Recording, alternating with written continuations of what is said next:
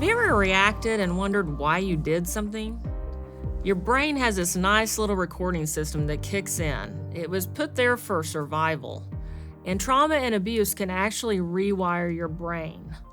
When something bad or triggering happens, a part of your brain called the amygdala actually kicks in. It's the reptilian or prehistoric part of the brain, and it sends a signal to the hippocampus, and that signals the rest of the body and your nervous system. And your nervous system has two parts. It's the sympathetic, which is the fight, flight, fawn, freeze part of you, the reactive, and then the parasympathetic, which is the calm and peaceful part of your nervous system. Unfortunately, when we've gone through trauma, we immediately go to fight, flight, freeze responses. The frontal cortex is the other part of our brain that's responsible for rational thought and thinking. And unfortunately, it gets hijacked and bypassed when survival mode kicks in. It actually shrinks because we don't use it as much, because we're used to this process and loop of our amygdala and hippocampus being in constant communication, and we don't even consult the rational part of our brain. Actually, there's been studies that have shown that whenever we get angry or whenever we get emotional, our intelligence level is that of a dog. Trauma and abuse survival wiring happens like this, and I call it survival wiring because that's what's happening to your brain, is it gets rewired to help you survive. The amygdala works overtime. You're in hyperarousal mode, you're hypervigilant. The hippocampus is not good at processing emotions. It actually gets confused, and the frontal cortex is actually just taken offline, is bypassed. It's like this terrible loop that just keeps happening with the amygdala and hippocampus, and you can never get out of it. My survival wiring started as a child with my father being just very, very angry and yelling all the time. So I was always in this hyper-vigilant state. I was in a state of hyper-arousal, which allows all these chemicals in your body to be just sent out. They're all your stress chemicals, and it actually puts you into a place of adrenal fatigue. What happened to me is I had headaches, I had constipation, I started suffering from depression when I was in my 30s because of all these things. But once I was able to rewire my brain and actually start accessing my frontal cortex and process my emotions, I had peace. Neuroplasticity is defined as how your brain changes. It actually can build new pathways. And you can do this through physical movement such as yoga and physical activity, meditation. You can do it through journaling and doing art and things that access different parts of your brain. Yoga is very interesting, and it has been part of my journey, and it isn't something I would naturally go to. I'm one of those that was pretty active, and I lift weights and I do martial arts, but yoga was something that I learned about in a book called The Body Keeps the Score about a doctor, Dr. Vanderkolk, who did all these studies, and he's nationally renowned and internationally renowned, and he proved that yoga is the #1 treatment for PTSD. And the reason for that is trauma gets trapped in your body. And you can only process so much out of your head, and you need your body to release some of that trauma. And yoga makes you mindful. It makes you aware of your body. It makes you aware of your breath, and it actually helps you connect the dots. And when you do yoga, then talk therapy actually works better in the long run. Physical movement such as dancing, exercising, jiu-jitsu, martial arts is great because it actually releases trauma out of your body too that may not be able to get out in the thinking way. You know, we talked about how your prefrontal cortex gets bypassed, so this is the way that you get that trauma out of your body. I had a girl that was in one of my groups, and she was the type that had a meeker personality. And so she did something opposite for her, something out of her comfort zone. So she went and did jiu-jitsu. And within a month, no joke, of doing jiu-jitsu on a regular basis, her whole personality changed. She was at peace, she seemed calm, and it was because she got some of that trauma out of her body. Then there's something called mindfulness. It's like meditation. You realize where you are, you realize your breath. Sometimes you can be guided through a meditation that helps you focus on your body and your breathing and your environment. Be very helpful. And journaling is great because it accesses the frontal cortex. So, for instance, if you're waking up or you're anxious, if you can grab a piece of paper and start writing, it makes that loop that's happening with your amygdala and hippocampus stop because your frontal cortex has to get involved because you're writing something down. It sounds sort of crazy, but it actually works. So you can write things out and it helps you track your patterns and your thoughts. There's also things that you can go to a counselor for, cognitive behavioral therapy, which helps you change your thought patterns, or something called EMDR, which is a rapid eye movement that happens while you're processing and talking about your trauma. It actually is where you follow a device or something that the therapist utilizes and helps you think differently about how that trauma occurred. It calms it down for you. Our brain is sort of like our computer, and our mind is like the software operating that computer. They're two different things. Brain's physical, mind is more of an operation system. Society and religion love to tell us to renew our mind. Think about good things. Focus on the positive. Pray a little harder and everything will be okay. Well, I agree we should renew our mind, but you have to know what's wrong first. You've got to get the bad out before you can bring anything good in. So dysfunctional thoughts and cognitive distortions are things that fill our mind up. Now, they actually were created to help us cope with all the stuff that happens to us in life. The more prolonged or more severe your trauma or abuse is, the more likely you're going to have some of these distortions. And I want to talk about a few of these and explain them. And of course, there's more in your workbook. So the one that is my favorite that I love to go to every time I'm not thinking clearly is catastrophizing. And yes, that's a word. It's shocking that that's a word, but it is. You assume the worst. And the feeling you have is a lot of fear and worry. So I'm going to give you an example. My friend is late. It's raining outside, and we're supposed to meet for lunch. And I automatically catastrophize and assume she's been in a wreck and she's at the hospital. And so the solution to that is to go, you know what? In the past, my friend has been late and everything's been okay.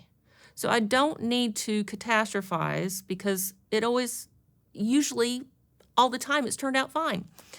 Filtering's another thing we do. We just look at everything usually through a negative lens. And you feel sad or depressed. So the example of that is you don't get a job and you say, nothing good ever happens to me. Well, the solution is, you know what?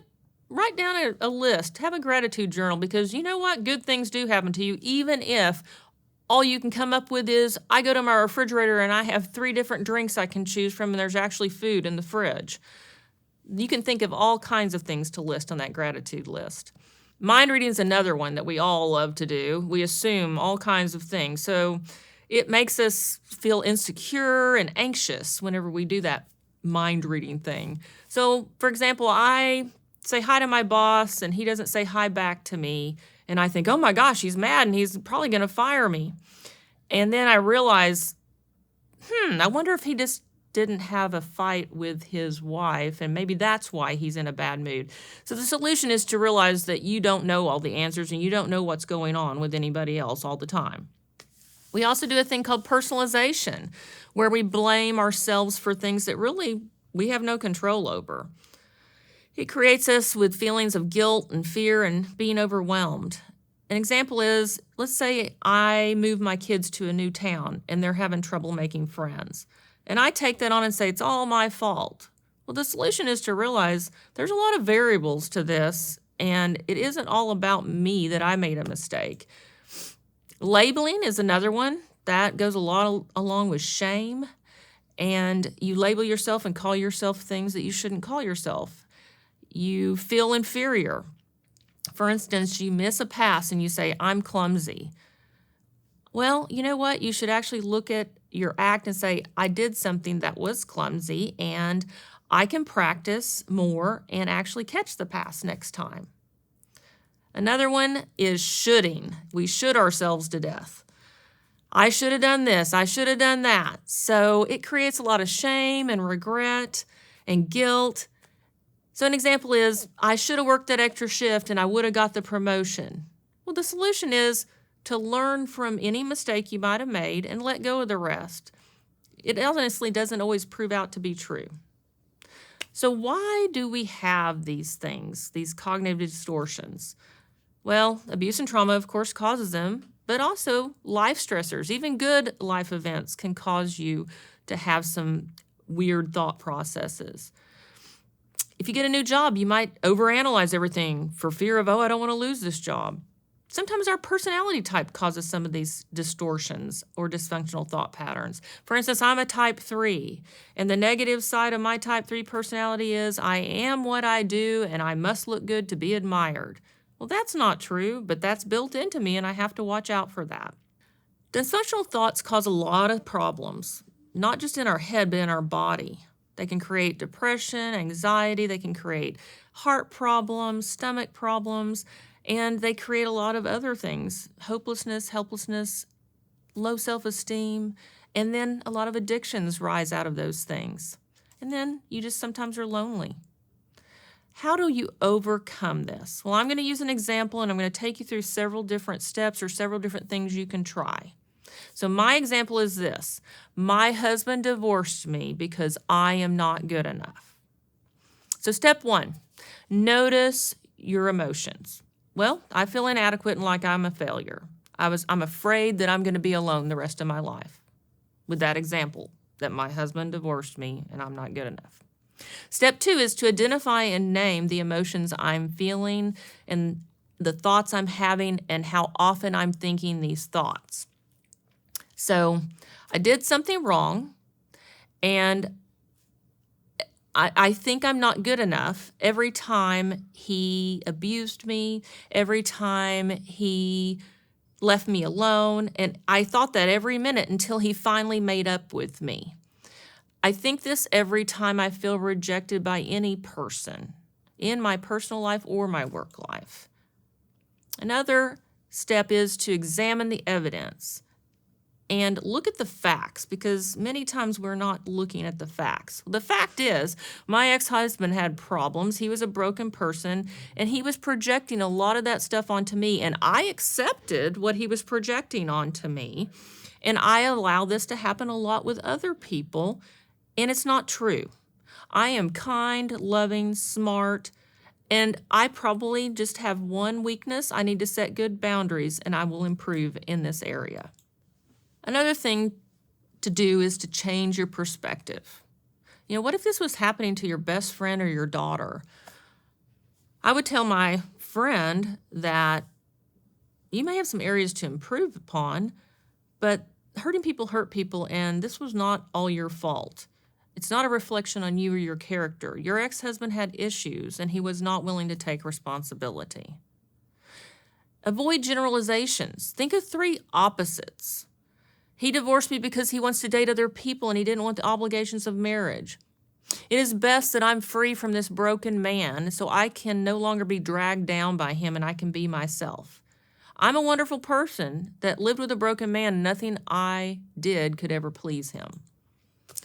Look at the sum of all parts. Not one thing can define a whole person. Not one situation can define a whole life. We only have one piece of the puzzle. I don't know that my future is full of loneliness.